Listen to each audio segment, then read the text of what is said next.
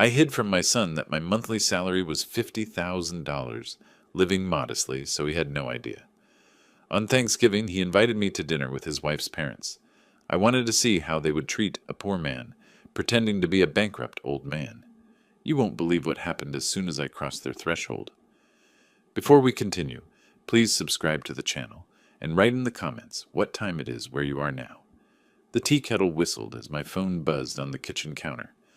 I set down the audit report I'd been reviewing and glanced at the screen. Seth, I picked up.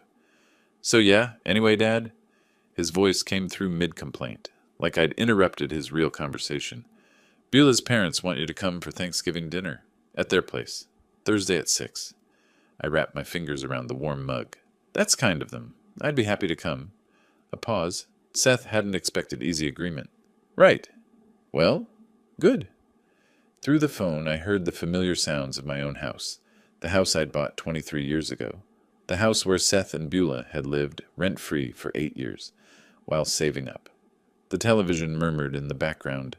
Seth cleared his throat. So we found this house in Beaverton, he continued, his tone shifting to that particular flavor of stress I recognized. Perfect size, good neighborhood, $800,000. Problem is the down payment. We're short about $160,000. Banks these days, you know. I looked around my modest apartment. 1 bedroom, clean but sparse. Furniture from second-hand stores, strategically chosen. That's a significant amount. Yeah, well, Seth's voice carried a shrug. Not like you'd have that kind of cash lying around anyway. My jaw tightened. I said nothing. Then Beulah's voice cut through. Not meant for me, but loud enough. Just tell the old man we need money. Wait, never mind. He's probably living on Social Security or something. Seth didn't defend me. Didn't pause. So anyway, Dad, you'll come Thursday? 6 o'clock sharp? I closed my eyes briefly. Government Accountability Office. Senior Auditor. $50,000 monthly salary. Portfolio worth $2.3 million. The numbers ran through my mind like they did every time I reviewed my quarterly statements. 20 years ago, I'd made a choice. Raise Seth without the cushion of wealth. Let him build character. Learn self-reliance. Watch him become a man who earned his way. The irony burned. I'll be there, Seth. Should I bring anything? Just yourself. Don't worry about it. A pause, then. Actually, maybe don't park on the street. The Bakers have a nice neighborhood. Park around the corner or something. I opened my eyes, stared at my reflection in the darkened window overlooking Portland's downtown streets. The man looking back at me was 62, fit, methodical, a man who'd spent decades analyzing financial misconduct, finding patterns others missed. I won't be late, I said, my voice deliberately even. Thank you for inviting me? Yeah, bye. He hung up without waiting for response. I set the phone down carefully. The apartment settled into silence around me, the hum of the refrigerator, distant traffic, my own breathing. Strategic poverty, I'd called it once in my mind. This place cost me $900 a month when I could afford 10 times that. The used Camry in the parking garage instead of the Mercedes I'd considered, Goodwill suits and drugstore reading glasses, all so Seth would learn what it meant to work for something. I walked to the bookshelf and picked up a framed photo. Seth at 7, gap-toothed and grinning, holding up a certificate from his school spelling bee. Best dad, he'd written on the back in careful pencil. I remembered that day, how proud he'd been, how hard he'd worked on those words. When had that boy become the man who told me to park around the corner? I set the photo down and moved to my desk. Years of auditing had trained me for documentation. I opened my laptop, created a new file. Titled it simply Thanksgiving 2024. Date, November 18th, Monday evening, 7:43 p.m. Call from Seth Stewart. Duration, approximately 4 minutes. Content, Thanksgiving invitation. Request for $160K, indirect. Dismissive comments. I typed it all, fingers steady on the keys. What was said, what was implied, what I'd overheard. Beulah's voice, Seth's silence. The casual cruelty of assuming I had nothing because I appeared to have nothing. An audit always started with the initial evidence, the first anomaly that suggested deeper problems. This was my first entry. I saved the document and stood, walked to my closet and opened the door. The suits I wore to the office hung on the left. tailored, professional, appropriate for a GS-15 senior auditor. On the right, pushed to the back, the older clothes. The worn jacket I'd bought on sale 15 years ago. The shoes with heels that needed replacing. I needed to see the truth before deciding anything. Needed to know who my son had become when he thought his father had nothing to offer. My hand moved past the good suits, reached for the back of the rack. Thursday was 3 days away. I'd attend this dinner. I'd play the role they'd assigned me. The poor, embarrassing father who couldn't park on their nice street. And I'd watch, listen, document. Then I'd decide whether my son was worth saving. I pulled out the old jacket, held it up to the light. A small stain on the lapel I'd never quite gotten out. A button that didn't quite match the others where I'd replaced it. Perfect. I laid it across the chair in my bedroom and returned to the window. Portland's lights stretched below. Tiny lives in tiny apartments. Everyone carrying their own calculations of worth and dignity. My phone sat silent on the counter. The tea had gone cold. I thought about that 7-year-old boy with the spelling bee certificate. Wondered when he'd stopped seeing me and started seeing only what I appeared to lack. Thursday would answer that question. I opened my closet again and looked at the suits I never wore around Seth. Then I pushed them aside and reached for the back of the rack. The old jacket smelled faintly of mothballs. Monday morning light filtered through my apartment windows. As I examined the fabric, worn at the elbows, the color faded from charcoal to something closer to ash. I'd worn it to a budget committee meeting 9 years ago, back before my promotions, before the salary bumps that had built my portfolio into something substantial. It would do nicely. I hung it on the back of my desk chair and dressed in my usual work attire. 40 minutes later, I was in my Camry, deliberately driving the route that took me past my real house. The house stood in a quiet Portland suburb, modest by neighborhood standards, but solid. 3 bedrooms, 2 baths, built in 1998. I'd bought it for $400,000. Current value pushed $650,000. The lawn needed mowing. Seth's Honda sat in the driveway next to Beulah's Lexus. My house. Their home. 8 years ago, newlywed Seth had called me. Dad, I know this is a lot to ask, but could Beulah and I stay at your place for a few months? Just until we save up for our own house. I'd said yes immediately. Of course, son. Stay as long as you need. It's your home, too. We'll pay rent, obviously, he'd added. Don't worry about that. Save your money for your future. 8 years of saving. 8 years rent-free in a house worth more than $500,000. And still, they were $160,000 short. I drove on, mind working through the numbers like I worked through discrepancies in federal budget reports. Seth's job at the marketing firm paid $70,000 annually. Beulah managed a boutique fitness studio. Probably pulled in $50,000. Combined income of $10,000 monthly. 0 rent, 0 mortgage. 8 years meant $960,000 had flowed through their accounts. Where had it gone? The Lexus in my driveway probably answered part of that question. At the GAO office downtown, I settled into my familiar routine. Files spread across my desk. Contractor overcharges, grant misallocations, the endless creativity of people who thought they could hide money if they moved it fast enough. I'd built a career on following money that didn't want to be found.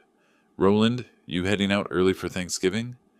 Marcus from the next cubicle leaned over the partition, coffee mug in hand, taking Thursday and Friday off. Dinner with my son's family. That's nice. Bet he's proud to have you visit. I glanced up. Marcus had met me 10 years ago when I joined this division, watched me rise through the ranks, seen the commendations, knew my reputation for thoroughness. He had no idea about the apartment, the Camry, the careful construction of poverty I maintained outside these walls. We'll see, I said, allowing myself a slight smile. That evening, back in my apartment, I pulled out an old leather wallet from my desk drawer. Inside, tucked behind expired insurance cards, I found what I was looking for. A photo from Seth's 8th birthday. He'd made me a card, construction paper, and marker. Best Dad, written in crayon, across the front. 20 years I'd kept this secret. 20 years of watching him build his own way, believing he was earning everything himself. I'd thought I was teaching him independence, self-reliance, the value of working without a safety net. Maybe I'd just taught him to look down on anyone he perceived as having less. I put the photo back, closed the drawer. Wednesday evening, my phone rang again. Seth, just confirming you're still coming tomorrow. 6 o'clock. The baker's place in West Lynn. I have the address, I said. I'll be there. And Dad? His voice shifted, uncomfortable. Maybe dress nicely? I mean, as nice as you can. I looked at the old suit laid across my chair. I'll wear my best suit, Seth. Right. Okay. See you tomorrow. The relief in his voice cut deeper than Beulah's overheard insult. After he hung up, I sat at my desk and added to my documentation file. November 20th, Wednesday, 8:17 p.m. Call from Seth Stewart. Content, confirmation of dinner attendance. Request to dress nicely as I can. Implied concern about my appearance in front of in-laws. I saved the file and moved to inspect my Camry in the parking garage. 15 years old, 180,000 miles, but meticulously maintained. The GAO parking lot held Audis and Teslas belonging to colleagues at my level. I drove a car worth maybe $3,000. The cognitive dissonance had stopped bothering me years ago. I cleaned the Camry's interior, checked the tire pressure, made sure nothing would draw attention. Not too shabby to be insulting, but clearly the vehicle of a man without resources. Tomorrow, I'd drive this car to a mansion in West Lynn, park it around the corner as instructed, and walk to dinner in my decade-old suit. And I'd watch my son. I'd memorized the pattern now, could recite it like case evidence. 7 years ago, the first dinner with the Bakers. Dwight had asked what I did for work. I'm an auditor with a government agency. Ah, public sector. He'd chuckled, shared a glance with his wife Patricia. Well, someone's got to do it. Must be rewarding in other ways. Patricia had smiled with practiced sympathy. Seth mentioned you live quite simply. Very admirable in this materialistic age. Seth had jumped in quickly. Dad's always been about minimalism, life philosophy, you know. Not a lie, but not the truth either. A reframing that let them all maintain their comfortable narrative. Poor Roland, making the best of his limited circumstances. So admirable how he doesn't let it bother him. I'd said nothing to correct them. Let the misunderstanding stand because I'd believed then that Seth knew better. That my son understood the difference between choosing simplicity and having simplicity forced upon you. But the years had clarified things, the casual dismissals, the apologetic tone when he mentioned me to friends, the way he'd started spacing out his visits to my apartment, like he was embarrassed to be seen entering a building without a doorman. Tomorrow would be the final test. Thursday morning I dressed with the same precision I brought to audit preparation. The old suit, carefully pressed. The scuffed shoes, buffed to hide the worst wear. I looked at myself in the mirror, a man who appeared to be doing his best with limited means. The performance was complete. I locked the apartment door behind me and walked to my car. The baker's house was 40 minutes away in West Lynn, one of Portland's wealthier suburbs. Dwight had made his money in commercial real estate. Patricia's family had old money, the kind that predated Oregon's statehood. They'd built a house that announced their status from the street. By 7 o'clock tonight, I'd know whether my son was worth saving. The Camry's engine turned over smoothly. I backed out of my assigned space, drove through downtown toward the highway. Traffic was light. Everyone rushing toward their own Thanksgiving tables, their own family gatherings. I wondered how many of them were tests in disguise. The highway stretched before me, morning sun glinting off the hood of my ancient car. My phone sat silent in the cup holder. The suit felt scratchy against my neck. In my mind, I reviewed the framework I'd spent 40 years developing, the auditor's approach to uncovering truth. Establish the baseline, document the evidence, follow the pattern, draw conclusions only from facts, never assumptions. Tonight I'd gather the final data points. Then I'd know what kind of man my son had become. The neighborhoods transformed as I drove west. Modest apartments gave way to sprawling homes, then mansions with gates. West Lynn announced wealth from every corner, manicured lawns, luxury vehicles, streets named after trees that cost more to maintain than most people earned monthly. The Baker estate sat on a corner lot, imposing even by local standards. 2.5 million, I estimated from the footprint and location. Circular driveway, 3-car garage, European landscaping. A black Mercedes occupied the drive next to a pearl-white Lexus SUV. I parked my Camry on the street, 2 houses down, as Seth had suggested. In the rearview mirror, I straightened my worn tie. The store-bought pumpkin pie sat on the passenger seat. $7 at the supermarket. I picked it up and walked toward the house.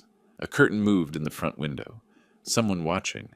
Seth appeared in the doorway before I reached it, his expression tight. "Dad, you made it." Traffic was light. I held up the pie. "I brought dessert." He glanced at the plastic container, then away. "That's, thoughtful. Come in." Dwight Baker filled the doorway behind Seth. 65, silver hair, expensive casual wear that probably cost more than my entire outfit. His smile was practiced, professional, the kind perfected over decades of sales. "Roland, come in, come in." His handshake was firm, territorial. "Still driving that old Toyota? They really do last forever, don't they? Japanese engineering. It serves its purpose." Patricia appeared beside her husband, blonde and polished, jewelry catching the light. "How practical. Seth says you've always been about practicality." Beulah stood behind them, her face rigid with something between embarrassment and contempt. "More like necessity, Mom." They ushered me into a living room that belonged in a magazine. Vaulted ceilings, contemporary furniture, artwork that looked original, everything positioned to impress. Dwight gestured to a leather chair in the corner, away from the main seating area.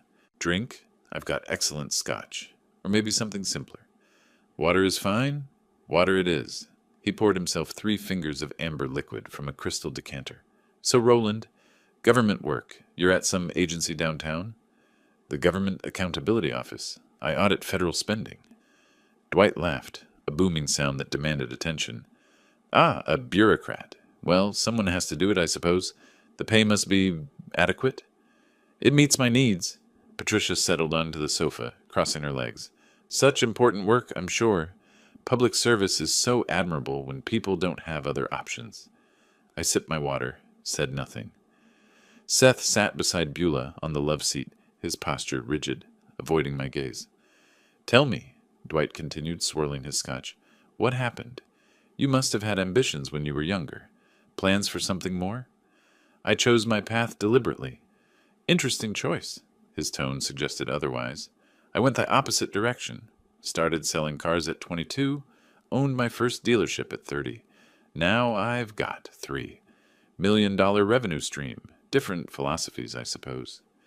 Dinner was served in a dining room with a table that could seat 12. The meal was catered. Turkey carved by someone who wasn't Patricia. Sides and warming dishes. Wine that probably cost more per bottle than my monthly electric bill. They'd placed me at the far end, a cheap folding chair brought in to accommodate the extra guest. My store-bought pie sat on the sideboard, ignored beside an elaborate selection of professional desserts. Dwight dominated the conversation, gesturing with his fork, refilling his own glass repeatedly. "Just closed the deal on my 3rd dealership last month. Seth, you really should come work for me.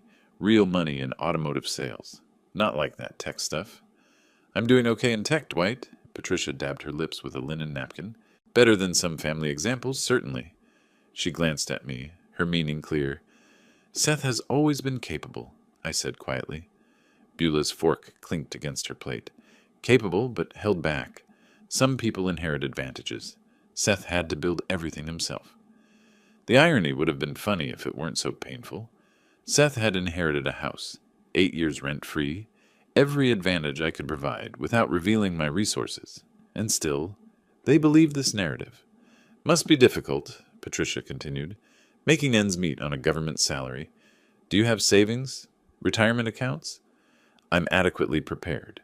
Dwight leaned forward, but not enough to help with major expenses, I'd imagine. "Seth mentioned you two found a house. 800,000. Beautiful area, Beaverton. You need what? 160 for the down payment?" Seth nodded. "Yes, sir. We're working on it." "What about family help?" Dwight turned to me. "Roland, can you contribute?" The moment crystallized. I felt Seth's eyes on me, waiting for me to confirm what he'd already told them, that I had nothing to offer. "That's a significant sum," I said. "That's what I thought." Dwight's smile was triumphant. "No offense, but government work doesn't exactly build wealth, does it? Can't squeeze blood from a stone." Seth sat silent. Not a word in my defense. Not even a token protest against Dwight's condescension. Beulah set down her wineglass. We've learned to be realistic about what's possible from different sources. Well then, Dwight stood, walked to Seth's chair, placed a hand on his shoulder. Tell you what, Patricia and I will provide the $160,000. Down payment. Gift from us. Can't have our daughter wait on forever for help that clearly isn't coming from elsewhere. Seth's face transformed. Dwight, that's incredibly generous. Thank you. Beulah rose to hug her father. Thank you, Daddy. This is why I'm grateful for real family support. Patricia beamed. Some families help their children succeed. That's what parents do when they're able. I watched my son accept another man as his benefactor. Watched him show more gratitude to Dwight in 30 seconds than he'd shown me in 8 years. The Camry insult, the parking instruction, the cheap chair at the end of the table, all of it I could have forgiven. But not this silence, not this acceptance of my humiliation without a single word of defense. That's very generous of you both, I said, my tone perfectly neutral. We moved through dessert, their elaborate pastries, not my pie. Conversation continued around me like I was furniture. Dwight's business successes, Patricia's charity board, Beulah's boutique studio expansion plans. Seth contributed enthusiastically, animated in ways I rarely saw anymore. At 9 o'clock, I stood. Thank you for the meal. I should be going. Dwight barely looked up. Early night? Well, long drive back to... Where are you living these days? Downtown. Small place. Cozy, I'm sure. Patricia's smile was dismissive. Good night, Roland. Seth rose halfway, then settled back. Bye, Dad. Not, let me walk you out. Not drive safely. Just a quick dismissal, eager to return to his real family. Goodbye, Seth. I paused at the doorway. Enjoy your new house. I walked to my Camry alone. No one accompanied me. No one watched from the window. I sat in the driver's seat, key in the ignition, but not turning it. My hands were steady, my breathing even. The auditor in me was already organizing the evening into categories, documenting evidence, building the case file. 8 years rent-free in my house. Tonight's complete betrayal. Dwight's hand on Seth's shoulder, claiming him. I started the engine and pulled away from the curb. In my rearview mirror, the Baker mansion blazed with light and laughter. I'd seen enough. The drive back took longer than usual. I stopped twice, once at a gas station just to sit in the fluorescent light, once at a park overlook where Portland's downtown glittered below. My mind was working, sorting, categorizing. Not anger. Something colder. I reached my apartment at 10:47. The building was quiet, most residents already asleep. I unlocked my door, set my keys in the bowl by the entrance, and moved directly to my desk. Documentation first, always. I opened my laptop and pulled up the file I'd started Monday. Added a new entry. November 21st, Thursday, 6:00 p.m., 9 p.m. Location, Baker Residence, West Lynn. Present, Dwight Baker, Patricia Baker, Seth Stewart, Beulah Stewart, Roland Stewart. I typed everything. Dwight's comments about my car, Patricia's questions about my finances, Beulah's contempt, Seth's silence, the down payment offer, Seth's gratitude, not to me, never to me, but to the man who'd spent the evening systematically diminishing everything I was. The words filled 3 pages. Clinical, precise. The way I'd write an audit report on financial malfeasance. When I finished, it was past midnight. I saved the document, backed it up to 3 separate drives, then sat back in my chair. 20 years of deliberately living beneath my means, teaching Seth independence. 8 years of free housing while he saved nothing. Tonight's complete betrayal. I pulled up my financial management software. Government Accountability Office salary. $50,000 monthly. 23 years at this level. 20 more before that at lower grades. Total career earnings over 40 years. Conservatively managed. Checking account. $127,000 savings accounts. 4 $18,000 investment portfolio. 1,987,000 401k retirement. $845,000 total liquid assets. $307,000. The house where Seth lived, rent-free. $650,000 current value. Mortgage paid off 12 years ago. Total assets. $427,000. I stared at the numbers. $4 million my son thought didn't exist. $4 million that could have prevented tonight's humiliation with a single sentence. But I'd wanted to know who he really was. Now I did. Friday morning arrived with gray rain. I made coffee, sat at my kitchen table, and opened my laptop again. First search. Oregon inheritance law. Disinheritance children. The results were clear. Oregon allowed complete disinheritance. No requirement to leave anything to adult children. A properly executed will with explicit language would suffice. Second search. Oregon eviction law. Family members. More complex. 30 days notice minimum. Legal occupation for 8 years might create complications. I'd need an attorney. Third search. Transfer on death deed Oregon. Perfect. A TOD deed would transfer property ownership upon my death directly to named beneficiaries, bypassing probate. Could be revoked or changed any time while I lived. Seth wouldn't inherit the house automatically. I could name anyone, any organization, any charity. He'd have nothing. I spent the afternoon organizing documents, property deed, tax records, financial statements, the 8 years of documentation showing Seth had lived rent-free, paying zero toward the mortgage, utilities, maintenance. His income tax returns I'd helped him file until 3 years ago, showing his substantial earnings. The rain intensified. I made lunch, barely tasted it, returned to my laptop. By evening I had the framework. Two-pronged approach, both legally sound. 1. New will, explicitly disinheriting Seth with clear language explaining why. Everything to charity, perhaps organizations supporting foster children or educational opportunities for underprivileged youth, kids who actually needed help, unlike my son who'd squandered 8 years of advantages. 2. Transfer on death deed for the house, also to charity, or perhaps sold with proceeds to charity. Seth would need to vacate within 30 days of my death, but first I needed him out while I was still alive. Saturday morning I dressed casually and drove past my house. Seth's Honda was in the driveway, Beulah's Lexus beside it, lights on in the kitchen. They were home, probably discussing their new house, celebrating Dwight's generosity. My house, my equity, my gift turned into a weapon against me. I drove back to my apartment and made a phone call to a colleague who'd gone through a messy divorce. Marcus, it's Roland. I need an attorney recommendation. Real estate and inheritance law. Everything okay? Just planning ahead. Someone thorough. Vernon Price. He handled my property settlement. Doesn't mess around. Want his number? I wrote it down, thanked him, and opened my email. Vernon Price's website was professional.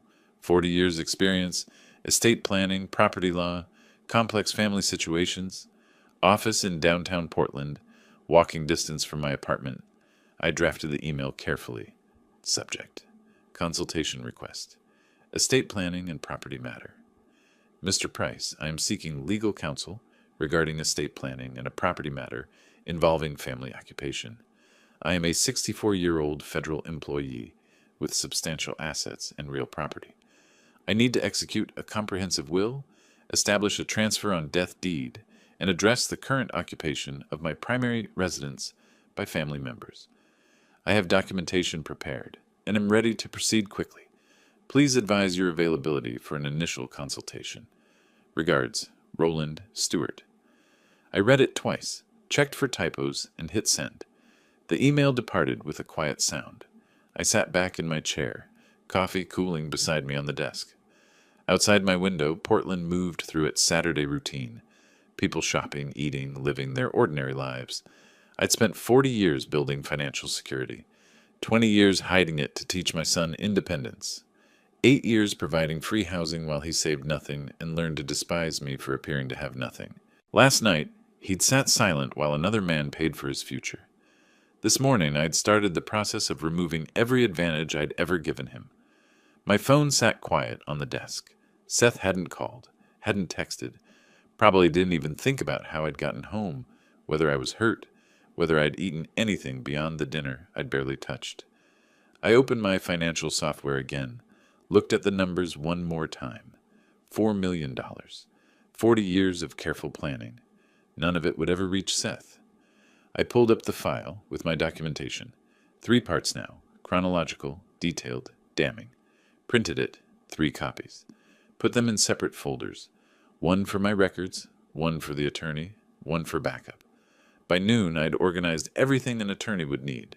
property deed, 8 years of utility bills showing sole ownership, tax returns, the complete financial picture. The plan was simple, legally airtight, morally justified. Seth had made his choice. Now I'd make mine. I closed my laptop and looked around my small apartment, the space I chose, the life I built, the resources I controlled. Monday, I'd likely hear from Vernon Price. We'd schedule a consultation.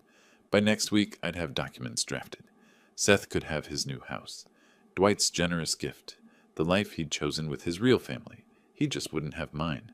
The weekend passed in careful preparation. I gathered bank statements, property deeds, retirement account summaries, organized them chronologically, cross-referenced by account type. When Vernon Price's assistant called Monday afternoon with an appointment slot for Wednesday morning, I was ready. Wednesday arrived cold and clear. Vernon Price's office occupied 2 floors of a glass-fronted building near Pioneer Courthouse Square. Professional but not ostentatious. Leather chairs, organized shelving, the quiet efficiency of a place focused on substance over appearance. Vernon met me in the conference room. Mid-40s, graying at the temples, direct handshake. Mr. Stewart, thank you for coming in. I understand that you need estate planning assistance. I set my leather portfolio on the table and opened it. I need to disinherit my son, completely and permanently. Can Oregon law accomplish this? Yes, it can. Oregon doesn't require parents to leave anything to adult children. He sat across from me, pen ready. Tell me the situation. I removed my documentation.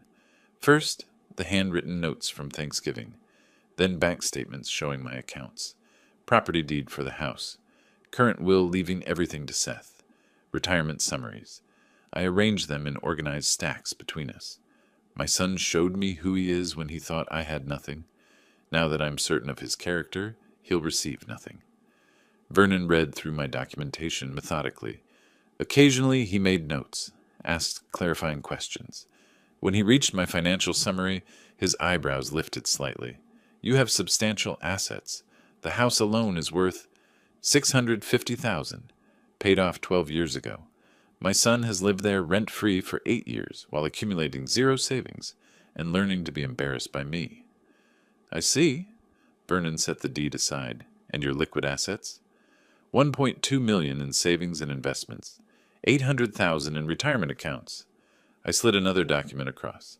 This shows his income over those 8 years. Combined with his wife's earnings, they should have saved over $1 million. They have nothing. Vernon nodded slowly. You want this airtight? No loopholes, no opportunities for reversal. He pulled out a legal pad and began outlining options. For the house, he explained 2 approaches: life estate or transfer on death deed. TOD was cleaner, faster, harder to challenge. Property would automatically transfer to my chosen beneficiary upon death, bypassing probate entirely. For liquid assets, a new will was straightforward. Name any beneficiary. Include explicit disinheritance language. Who receives your estate? Vernon asked. I'd considered this over the weekend. No family alternatives. I had no siblings. My parents long deceased. I want the money to go to children who actually need it. Kids from families without resources. The Portland Education Foundation provides scholarships to low-income students. Reputable, established. Perfect for estate gifts. That works. Children who have nothing will benefit from what my son took for granted. Vernon allowed himself a slight smile. There's a certain poetry to that choice. There's justice to it. He outlined the timeline. Draft new will, 1 week. Prepare TOD deed, 1 week. Notarization required with Joyce Hartman, a reputable notary in the building. Property appraisal recommended with Kevin Murphy, licensed appraiser. Total timeline, 2 weeks to complete all documents. Once executed, Vernon emphasized, these documents are extremely difficult to challenge. Your federal position proves competence, but I recommend additional documentation. Dates, conversations, reasons for disinheritance. Also, consider a cognitive assessment from your physician. Creates medical record of competence at signing. I nodded. My annual federal employee health assessments are current. All normal, no cognitive issues. Perfect. Bring those records to the signing. Over the next 2 weeks, I became intimately familiar with the process.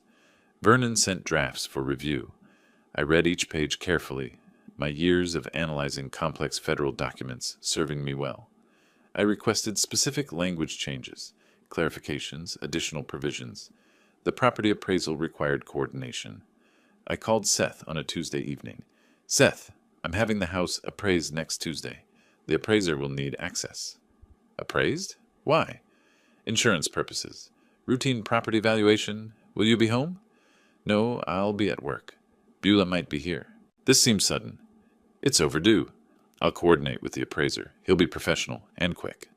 Okay, I guess that's fine. Kevin Murphy conducted the appraisal on schedule. I accompanied him. It was my property, after all. Seth wasn't home. Beulah had left for her studio. Walking through the house felt strange. Seth's furniture, Beulah's decorative choices, their lives built in my space without payment or appreciation. Kevin measured rooms, photographed features, noted improvements. The appraisal came back at $650,000, fair market value. By mid-December, all documents were ready. Vernon scheduled the signing for a Wednesday afternoon. Joyce Hartman's notary office occupied a corner of the law firm's second floor. Small desk, official seal mounted on the wall, filing cabinets of recorded documents. 2 witnesses, law firm staff, stood against the wall. Joyce reviewed my federal ID badge, verified my identity. She slid the new will across the desk. Mr. Stewart, I need to verify you understand these documents. This will revokes all prior wills and directs your entire estate to the Portland Education Foundation. Do you understand? Completely. And this deed transfers your property to the same foundation upon your death. Your son, currently residing there, is not a beneficiary. You understand this? I do. That's my intention. Very well. Please sign here, here, and initial here. I signed with deliberate strokes. The pen moved smoothly across the pages, then the TOD deed. Joyce applied her seal. The stamp made a definitive sound that echoed in the quiet room. She handed me the documents. These are now in effect. The TOD deed needs county recording. The next morning, I personally walked the recorded TOD deed to the Multnomah County Recording Office. I wanted to see it entered into public record myself. The clerk processed it efficiently, provided a stamped copy with the official recording number. I held the document, read the stamp. Real now, permanent, the house would never be Seth's. That afternoon, I returned to Vernon's office for our final meeting. All documents are executed and recorded, he confirmed. Your estate plan is now in effect. When do you plan to inform your son? Soon, after the holidays. I want him to enjoy one more Christmas, believing he's getting millions. Vernon leaned back in his chair. That's actually remarkably restrained. Most clients in your situation act immediately. I'm not acting from rage. I'm acting from certainty. A few more weeks won't change anything. He nodded. Call if you need anything. And, Mr. Stewart, you've done this correctly. The documentation is thorough. The legal foundation's solid. I left his office carrying copies of every document. The originals were filed in Vernon's secure storage, with additional copies in my apartment safe. Christmas came and went. Seth sent a brief text. Generic holiday wishes. Nothing personal. No invitation to celebrate together. No acknowledgement of the Thanksgiving that had changed everything. I spent Christmas Day organizing my files, reviewing my documentation, preparing for what came next. By early January, I was ready. I texted Seth in early January. Brief, neutral. Need to speak with you. Coffee Wednesday afternoon, downtown caf, on 3rd. His response came hours later. Sure, what's this about? Better in person? Wednesday arrived gray with rain. I reached the caf. First, selected a corner table near the window. Ordered black coffee. Watched the street until Seth appeared, walking quickly. Shoulders hunched against the weather. He sat across from me, confusion evident. What's going on? You sounded serious. I sipped my coffee. Let the moment settle. I want to tell you about something I did 20 years ago. A decision about how to raise you. Seth frowned. Okay. When you were 15, I made approximately $200,000 annually as a senior federal auditor. I had a substantial investment portfolio, significant savings, real assets. I could have given you anything. Private schools, new car, college paid in full. His expression shifted, uncertain now. Instead, I chose to live modestly, let you believe we had limited resources. I wanted you to learn independence, self-reliance, the value of work. I set down my cup. I wanted to see who you'd become without the cushion of obvious wealth. Seth's face paled. What are you saying? I'm saying I currently have 1.2 million in savings and investments, 800,000 in retirement accounts. I own the house where you live, 650,000 paid off. Total assets approximately $4 million. The color drained completely from his face. You're joking. I'm telling you the truth I've hidden for 2 decades. The poverty you've been embarrassed by. Strategic. The modest apartment. The old car. The worn suits. Choices, not necessities. His hands gripped the table edge. Why would you? To see who you'd become. To understand your character when you thought I had nothing. I kept my voice level, professional. Thanksgiving showed me everything I needed to know.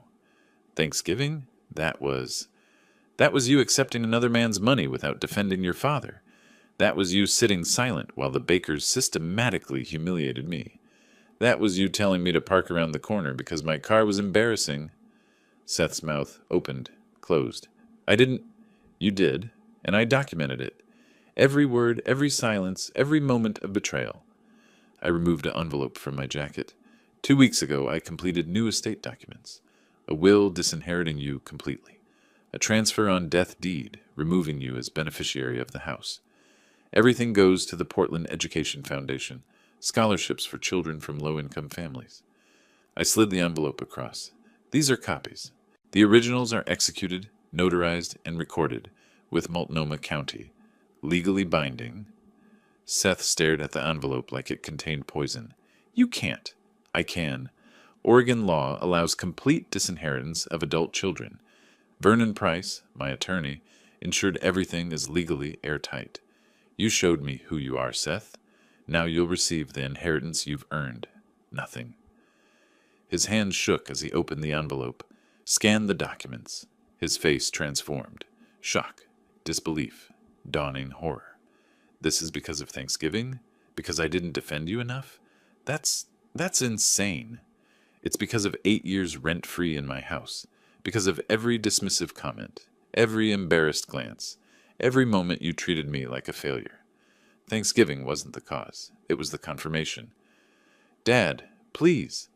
I've lived in a $900 apartment while you enjoyed $650,000 of my equity.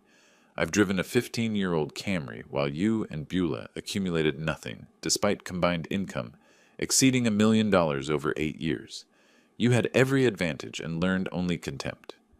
Seth's breathing quickened. I didn't know. How could I know if you never told me? Your ignorance of my resources doesn't excuse your treatment of who you thought I was. You accepted Dwight's money over having any relationship with a father you believed was poor. That tells me everything about your values. I can change. You're 62 years old, Seth. I'm 32. The slip registered. Wrong generation. I was 64. Seth was 32. The stress was affecting my precision. You're 32, I corrected. Old enough to know better. Old enough to have shown basic respect, regardless of my perceived finances. He pushed back from the table, stood, sat again. His phone buzzed. He ignored it. It buzzed again. I need to... He answered it. Not now, Beulah. Her voice carried across the table, shrill and demanding. I couldn't make out words, but the tone was clear. Seth's expression crumbled. He just told me he's got $4 million. No, I didn't know. Of course I didn't. He listened, his face reddening. He already did it. Legal documents, recorded everything. Another pause. I don't know. Let me... She was screaming now. Actual screaming. Seth pulled the phone from his ear, wincing. I need to go home, he said finally. We need to talk about this. There's nothing to discuss. The documents are filed. My decision is final. Beulah's parents, Dwight knows lawyers. Let him hire them. Vernon Price specializes in estate law. Every document was prepared to withstand challenge. You can spend your savings on legal fees if you want. You'll lose. Seth stood, swaying slightly. How can you do this? I'm your son. And you showed me exactly what that means to you. I stood as well, straight in my coat. The house is mine. The money is mine. None of it was ever yours, despite 8 years of free living and a lifetime of expectations. You made your choices. Now, live with them. I left the caf. While he was still standing there, the documents scattered across the table, his phone pressed to his ear and Beulah's voice cutting through the space between us. In my car, I sat for a moment before starting the engine. Across the street, through the caf window, I could see Seth collapse back into his chair, head in his hands. I started the Camry and pulled into traffic. The first blow had landed. Now I'd wait to see how they'd respond. 10 days passed after the caf meeting. I returned to my routine. Work, home, the quiet rhythm of my life. Seth called twice. I didn't answer. Then the certified letter arrived, requiring my signature. I knew what it was before I opened it. The postal worker waited while I signed the electronic pad. I thanked her, closed the door, and sat at my kitchen table. The envelope was thick, formal, bearing the letterhead of Harrison & Cole, a prominent Portland law firm known for aggressive litigation. I used a letter opener rather than tearing the envelope. Inside, 12 pages of legal filing. Seth Stewart, plaintiff, versus Roland Stewart, defendant. Contest of last will and testament. Claims of diminished capacity, undue influence, emotional instability evidenced by sudden disinheritance of only child. I photographed each page with my phone, then called Vernon Price. "They've filed," I said when he answered. "Expected? Can you come in tomorrow morning?" The next day, Vernon spread the filing across his conference table. He read it completely, occasionally making notes, his expression unimpressed. "This is a Hail Mary pass," he said finally. "They're hoping to intimidate you into settlement. Oregon law is clear. Competent adults can disinherit anyone for any reason. You have medical records, employment records, documented reasoning. This won't succeed, but it will take time and energy. Fight it completely." That's what I hoped you'd say. Let's bury them in documentation. Over the next week, I provided everything Vernon requested. Security clearance renewal from 6 months ago. Government background checks requiring psychological screening. Annual physical exam results. All normal, no cognitive decline. Performance reviews from the GAO. Consistently excellent ratings. Vernon compiled it into a fortress of evidence. Harrison & Cole is expensive, Vernon noted. Someone with resources is funding this. Dwight Baker, Seth's father-in-law. That explains the aggressive approach. They're used to buying outcomes. The letters started arriving the second week of February. Handwritten, Seth's familiar script on cream-colored stationery. The first one was 3 pages of rambling apology. Youthful foolishness, misunderstandings, promises to be better. The second referenced specific memories. Teaching him to ride a bike at age 7. That father wouldn't abandon his son now. I read each letter completely, filed them in a folder labeled Seth, February 2025. Didn't respond to any. I recognized manipulation when I saw it. Mid-February, my phone rang. Unknown number. Roland Stewart. Roland, Dwight Baker. Let's talk man-to-man, businessman to businessman. What's your number? I switched the phone to speaker, started recording. My number? Everyone has a price. You want to leave money to charity? Fine. Name the amount you want for yourself, and we'll settle this. This isn't about money, Mr. Baker. It's about character. Seth failed a test he didn't know he was taking. Dwight's voice hardened. Don't be naive. Everything's about money. You're just playing hard to get. 200,000? 3? You can't buy your way out of this. Goodbye. I hung up, saved the recording, emailed it to Vernon with a timestamp. The third call that week came from Beulah directly. First time she'd ever called me. "Roland, it's Beulah. I'm calling because I think we all need to take a step back. We're family. Family shouldn't fight like this. We became strangers at Thanksgiving. This call doesn't change that." Her voice shifted, sweeter, almost pleading. "I'm trying to apologize. Can we have dinner? Talk properly? Your apology is motivated by money, not remorse? The answer is no. You're being unreasonable. Seth is your only child. And he showed me exactly what that means to him. Goodbye, Beulah." I hung up. She called back immediately. I declined the call. She called 3 more times that evening. I blocked her number. Vernon filed our counter-motion in late February. The documentation was overwhelming. 40 years of federal employment, annual competency reviews, medical records, my written analysis of Seth's behavior from Thanksgiving onward, witness statements from colleagues about my professional capability. The estate planning process itself demonstrates competence, Vernon wrote in the filing. Mr. Stewart researched Oregon law, consulted legal professionals, made informed decisions over multiple weeks, executed documents properly. These are not the actions of someone with diminished capacity. The hearing was scheduled for late February. I dressed in my work suit, professional, appropriate for a senior federal auditor. Vernon met me outside the courtroom. Stay calm, answer questions directly, show them exactly who you are, he advised. The courtroom was smaller than I'd expected. Seth sat at the plaintiff's table with his attorney from Harrison and Cole, a woman in her 40s, expensive suit, practiced confidence. Beulah sat in the gallery behind them. Dwight wasn't present. The judge was a woman in her 60s, Judge Patricia Morrison, according to the nameplate. Seth's attorney presented first. Claimed Roland's sudden disinheritance indicated emotional disturbance. Argued no rational parent would cut off their only child without cause. Suggested I'd been influenced or coerced, though she couldn't identify by whom. Vernon countered with documentation. Passed my employment records to the judge. My security clearance renewal, requiring psychological screening, annual physicals, performance reviews, my handwritten notes from Thanksgiving, dated and detailed. Mr. Stewart is a senior federal auditor, Vernon stated. He passed a rigorous background check 6 months ago. He has documented his reasoning clearly. He planned this estate change methodically over months, consulting professionals, making informed decisions. This is textbook competence. Judge Morrison reviewed the materials, then looked at me. Mr. Stewart, you changed your will after 40 years. Can you explain this decision? I met her eyes, spoke clearly. Yes, Your Honor. I kept my financial status private to teach my son independence. At Thanksgiving, I learned how he treats people he believes have nothing. His character, when tested, was found wanting. This seems like a harsh response to a single dinner. It wasn't a single dinner, Your Honor. It was 8 years of taking without gratitude, culminating in one evening where he showed his true values. I documented everything. She studied me for a long moment.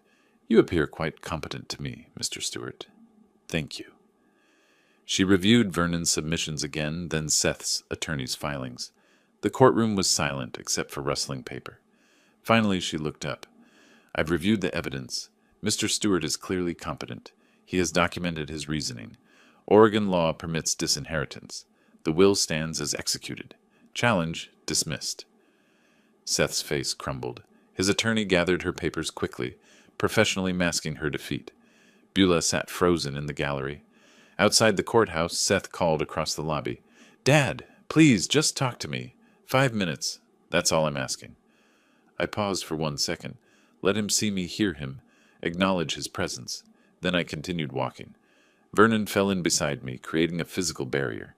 In my car, I sat for a moment before starting the engine. The legal challenge had failed. Dwight's money had bought them nothing but expensive legal fees and public documentation of Seth's failure. I drove back to my apartment. The victory felt appropriate, not celebratory. The system had confirmed what I knew. My decision was sound, my reasoning valid, my actions legal. But I knew they wouldn't stop completely. The will was secure now, court-tested and approved. That left one remaining asset, the house where Seth and Beulah lived, rent-free. I suspected that would be their next battlefield. I was ready. 3 weeks passed after the court victory. I returned to work, completed my quarterly audit reports, maintained my routine. Then on a Tuesday evening in late March, I called Vernon Price. I want to reclaim my house. Vernon was quiet for a moment. The property where Seth lives. The property I own, where Seth has lived without lease or payment for 8 years. Oregon law requires 60-day notice for no-cause termination of tenancy. You'll need to deliver written notice, document delivery, then file for eviction if he doesn't vacate voluntarily. Draft the notice. Vernon prepared the document that week. It was formal, legally precise. Notice to terminate tenancy. Effective. April 1st, Seth had 60 days to vacate the premises. No cause required under Oregon law. Property owner exercising rights. On April 1st, I drove to my house at 10 in the morning. Seth's Honda was gone. He'd be at work. Beulah's Lexus sat in the driveway. I knocked on my own front door. Beulah answered, confusion crossing her face. Roland? What are you? I'm delivering legal notice. I handed her the envelope. 60 days to vacate. You and Seth need to be out by June 1st. She stared at the envelope. Vacate? This is Seth's house. This is my house. I bought it 23 years ago. Paid it off 12 years ago. Seth has lived here rent-free by my permission, which I'm now withdrawing. Her face went white. You can't just kick us out. We have rights. You have 60 days. Read the notice. It explains everything. I turned to leave. You're making a mistake. Her voice rose. Dwight will fight this. I looked back. Dwight's money couldn't overturn the will. It won't stop a property owner from reclaiming his own house. June 1st. Be out. I walked to my car, photographed the house and my visit, noted the time and date. Documentation. Vernon filed the forcible entry and detainer action in mid-April, exactly as required when Seth and Beulah didn't respond to the notice. The court scheduled a hearing for mid-May. The hearing was procedural, quick. I presented the property deed showing sole ownership, showed documentation that Seth had never paid rent, had no lease, occupied by verbal permission only, presented the notice to vacate delivered April 1st. Seth's new attorney, different firm, less expensive than Harrison and Cole, argued that 8 years of occupancy created some form of tenancy right. Judge Reynolds rejected it immediately. No lease, no rent, no documentation of any rental agreement. This is permissive occupancy, which the owner can terminate. 60-day notice was proper. I'm ordering the tenants to vacate by June 1st or face forcible removal. Seth sat, rigid in his seat. Beulah wasn't present, probably couldn't face another courtroom defeat. Outside, Seth approached me in the parking lot. Where are we supposed to go? I unlocked my car door. That's not my concern. We can't afford first and last month's rent on a decent place, not with the down payment gone to Dwight's lawyers. You had 8 years of free housing to save money. You saved nothing. Those are your choices, Seth. Live with them. You're enjoying this? Watching us suffer? I met his eyes. I'm not enjoying it. I'm implementing it. There's a difference. I drove away. In my rearview mirror, Seth stood in the parking lot, defeated. The days crawled toward June 1st.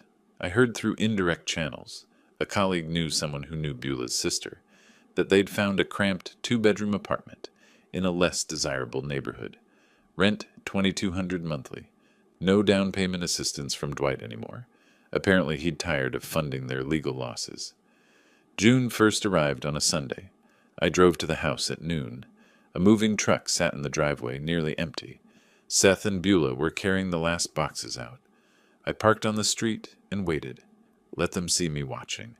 Let them understand this was real, final, enforced. The moving truck departed at 2. Seth's Honda followed it. Beulah's Lexus left minutes later. I waited another hour, then approached the house. The front door was unlocked. Inside, the house was empty except for scuff marks on the floors, nail holes in the walls, the ghost impressions of furniture on the carpet. They'd taken everything, left nothing. I walked through each room, the bedroom where Seth had slept for 8 years, the kitchen where Beulah had cooked meals in my house without appreciation, the living room where they'd built their life on my generosity while learning to despise me. In the master bedroom, I found a note on the floor. Seth's handwriting. You won. Are you happy now? Seth? I picked it up, read it twice, then put it in my pocket. I wasn't happy. Happiness wasn't the goal. Justice was the goal. Consequences were the goal. Teaching that free housing and inherited wealth weren't rights, but privileges that could be withdrawn. I locked all the doors, checked all the windows. The house was secure, empty, mine again. My phone buzzed. Text from Vernon. Confirm they're out. Property is yours. Well done. I stood on the front porch, keys in hand. 8 years of free housing ended with a court order. Seth had called it cruel. I called it consequences. Somewhere in Portland, Seth and Beulah were unpacking in whatever apartment they could afford on short notice. Dwight's money had dried up after 2 legal defeats. They'd have to manage on their own earnings now, pay their own rent, build their own security without a wealthy father-in-law or a generous father they'd learned too late to appreciate. I got in my car and drove back to my apartment. The house was mine again. The inheritance was secured. The legal battles were over. Seth had nothing left to take, nothing left to contest, nothing left to expect. I'd spent 20 years teaching him independence, 8 years giving him advantages, 3 months showing him consequences. The education was complete. 3 weeks passed after the eviction hearing. The June 1st deadline approached. I maintained my routine, waiting to see if Seth and Beulah would leave voluntarily or require sheriff enforcement. Then on a Tuesday evening in late May, my apartment buzzer rang. I wasn't expecting anyone. "Yes? Dad, it's me." Seth's voice came through the intercom, subdued. "Can I come up? Please. Just 10 minutes." I considered refusing, pressed the button instead. "Why?" "Because I need to talk to you. Face to face. Not through lawyers. Just us." I paused, then buzzed him up. Seth appeared at my door looking diminished. Worn clothing, tired eyes, shoulders curved inward. This wasn't the man from Thanksgiving. He stood in my doorway, not presuming entry. "You have 10 minutes." I stepped aside. He entered slowly, remained standing near the entrance. I crossed my arms, maintained distance. "We found an apartment," he began. $2,200 a month. It's small, but it's what we can afford now. Problem is, it's not ready until mid-June. We need 2 more weeks. You had 60 days. You chose to wait until the deadline approached. We were trying to find something better. Everything costs more than we expected. The legal fees from fighting you. He looked at his hands. They wiped out our savings. Those were your choices. Poor financial planning doesn't obligate me to extend deadlines. Seth nodded slowly. Dwight gave us $50,000, but he won't give more. He's furious about the court losses. He said you're too stubborn, and we're on our own now. I allowed myself a thin smile. He tried to buy a solution. When that failed, he withdrew support. Sounds familiar. Conditional assistance based on success. How does it feel being on the receiving end? Point taken. Seth's voice was quiet. What about Beulah? How's she handling this? His expression darkened. She blames me for everything. She says I should have known you had money, that I should have fixed this. She calls me a failure. Daily. Those are the same words she used about me at Thanksgiving. You said nothing then. Now you understand what silence costs. I do. Too late, but I do. We stood in silence. Outside my window, Portland's evening traffic hummed. Seth shifted his weight, exhausted. I'm not asking for forgiveness, he said finally. I'm not asking you to change the will. I'm asking for 2 weeks. That's all. Just 14 more days. I gave you 8 years. That's 4,000. 176 days of free housing. You're asking for 14 more. The answer's no. Dad, please. The court order says June 1st. That deadline stands. Be out by then, or the sheriff enforces it. This conversation is over. Seth looked at me directly for the first time. I came here knowing you'd probably say no. I came anyway because I had to try. Not for the house or the money. I understand those are gone. Just to see if there's anything left between us worth saving. Thanksgiving answered that question. He nodded, moved toward the door. His hand rested on the knob. For what it's worth, I'm sorry. Not about losing the money. About disappointing you. If you'd shown this awareness at Thanksgiving, none of this would have happened. I know, but I didn't. And now I'm living with it. Yes, you are. Goodbye, Seth. He left without another word. I stood at the closed door, listening to his footsteps fade down the hallway. Then I walked to my window, watched him emerge onto the street below, get into his Honda. He sat there for a long moment before starting the engine. I closed the curtain. Over the next few days, I drove past the house, occasionally. Not stalking, verifying. I parked a block away, observed for 10 minutes, noted progress. Rental truck on Wednesday. Boxes loaded Thursday. Furniture carried out Friday. On May 30th, I watched from my car as Seth and Beulah made final trips. Beulah slammed the trunk repeatedly, her movements sharp with anger. Seth moved mechanically, carrying boxes without expression. They didn't see me watching. By evening, the truck was gone. May 31st, my phone buzzed. Text from Seth. We're out. House is empty. Keys are on kitchen counter. I typed a single word. Acknowledged. No response came. None was needed.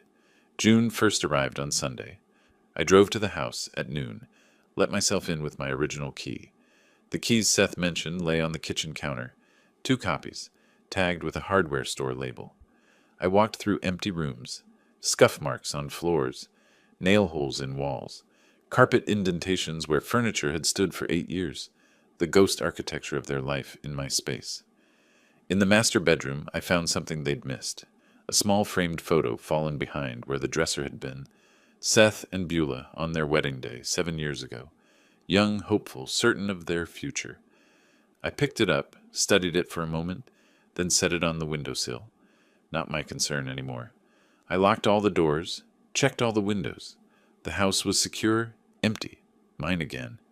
Outside, I stood on the porch, keys in hand. 8 years of occupation ended. Seth had texted compliance, moved out without sheriff enforcement, left quietly. The education was complete. The consequences delivered. The justice achieved. I got in my car and drove back to my apartment. Behind me, the house stood empty, waiting for whatever came next. Somewhere in Portland, Seth and Beulah unpacked in their cramped apartment, adjusted to paying rent, learned to live without advantages they'd taken for granted. That wasn't my concern either. I'd spent 20 years teaching Seth independence, 8 years giving him opportunities, 6 months showing him consequences. The lesson was over. Whether he learned from it was his choice now, not mine. I parked in my apartment garage, rode the elevator up, unlocked my door. Inside, everything was exactly as I'd left it. My space, my peace, my life undisturbed by people who'd learned to value wealth over character. I made dinner, ate at my small table, and felt something I hadn't felt since before Thanksgiving. Satisfied, not happy, not triumphant, just finished. The story had reached its natural conclusion. June passed into July. I returned to my full work routine at the GAO, completed the quarterly audits I'd been managing, prepared reports for congressional oversight. My colleagues noticed nothing different about me. I was the same senior auditor I'd been for decades. Methodical, thorough, reliable. The house stood empty through June while I consulted with a real estate agent. Market value had held steady at $650,000. I listed it in early July, and it sold within 3 weeks. Cash buyer, no complications. Closing costs netted me $640,000. I never visited the house again after June 1st. The agent handled everything: inspections, repairs, staging, showings. When the sale closed in late July, I signed documents in Vernon Price's office, accepted the check, and completed the transaction without seeing the property. The money transferred to my account. $640,000 that would never reach Seth. I decided weeks earlier where it would go. The Portland Education Foundation occupied a modest office building in the Pearl District. I scheduled a meeting with their director, Margaret Chen, for early August. "Mr. Stewart, thank you for coming in." She shook my hand warmly. "Your donation inquiry was intriguing." I'd outlined my intention in the initial email. Now I explained fully. I'm donating the proceeds from a property sale, $640,000. I want it used for college scholarships for students from low-income families. Full 4-year funding for as many students as the amount allows. Margaret's expression shifted from professional interest to genuine surprise. "That's remarkably generous. May I ask what inspired this?" "I believe in giving opportunities to young people who'll appreciate them. Students who understand the value of education because they've had to fight for it." She nodded slowly. "We could fund approximately 15 full scholarships with this amount, 4 years each, tuition, books, basic living expenses at Oregon public universities. 15 lives changed. That's sufficient." We worked through the details over the next hour.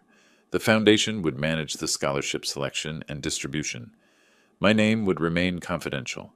No publicity, no recognition. The scholarships would be awarded based purely on need and merit. "Would you like updates on the recipients?" Margaret asked.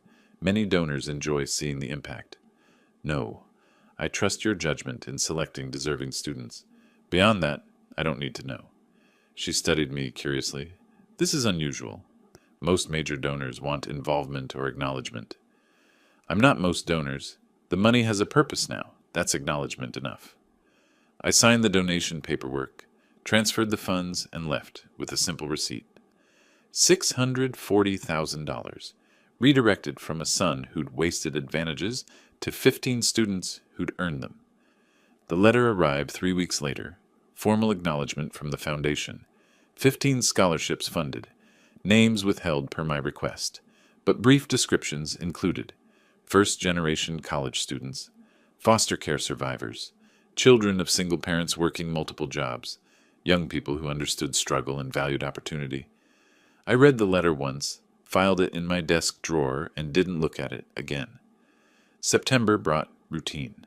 Work, home, the quiet rhythm I preferred. I heard nothing from Seth. No calls, no texts, no letters. The silence was mutual and appropriate. Through indirect channels, I learned fragments. A colleague's friend knew Beulah's sister. Seth and Beulah were in their small apartment, marriage strained but intact. Seth still worked his tech job. Beulah still managed her fitness studio. They paid their rent, managed their bills, lived without safety nets or wealthy benefactors. They were learning what independence actually meant.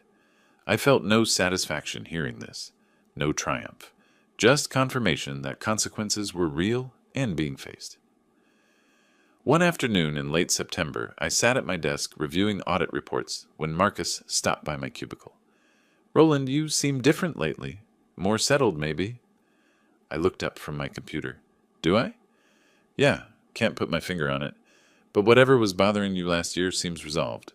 Some situations required attention. They've been addressed." He nodded, understanding I wouldn't elaborate. "Good for you, man. Life's too short to carry burdens we don't need." After he left, I considered his observation. Was I different? Perhaps. I'd removed toxic relationships, enforced boundaries, ensured my resources would serve worthy purposes. The weight of disappointed expectations was gone. I returned to my audit report. Numbers aligned, expenditures tracked, federal funds properly accounted for. The work I'd done for 40 years, the work that gave my life structure and meaning. That evening I made dinner in my small kitchen, ate at my small table, watched the news briefly, then read financial journals until bedtime. The same routine I'd maintained for decades, but cleaner now. No calls from Seth asking for favors. No performance of poverty to teach lessons. No waiting for character development that never came. Just my life, lived on my terms, by my values. The story people would tell, if anyone told it, would be simple. An auditor, 64 years old, had made decisions about his estate. Those decisions were executed legally, upheld by courts, and resulted in charitable contributions benefiting deserving youth. Clean, professional, principled. The story Seth would tell, if he told it, would be different. But that narrative wasn't mine to control or concern myself with. I'd given him 20 years of hidden advantages, 8 years of free housing, multiple chances to demonstrate character. He'd shown me who he was. I'd responded accordingly. The scales were balanced, the accounts settled, the audit complete. October arrived with early rain. I walked to work when weather permitted, drove when it didn't, maintained my routine. The house was someone else's home now. My will was filed with Vernon Price, legally sound, court-tested. 15 students would begin college next fall with full funding. Everything I'd intended to accomplish was done.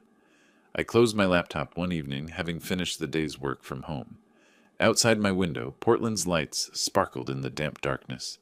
Somewhere in this city, my son struggled with consequences he'd earned. Somewhere else, 15 young people prepared for opportunities they'd been given. I felt no need to know more than that. Tomorrow would bring more audits, more reports, more routine. That was exactly what I wanted. The story was over. The justice was done. The rest was simply living. If you like this story, please like this video, subscribe to the channel, and share your impressions of this story in the comments. To listen to the next story, click on the box on the left. Thank you for watching.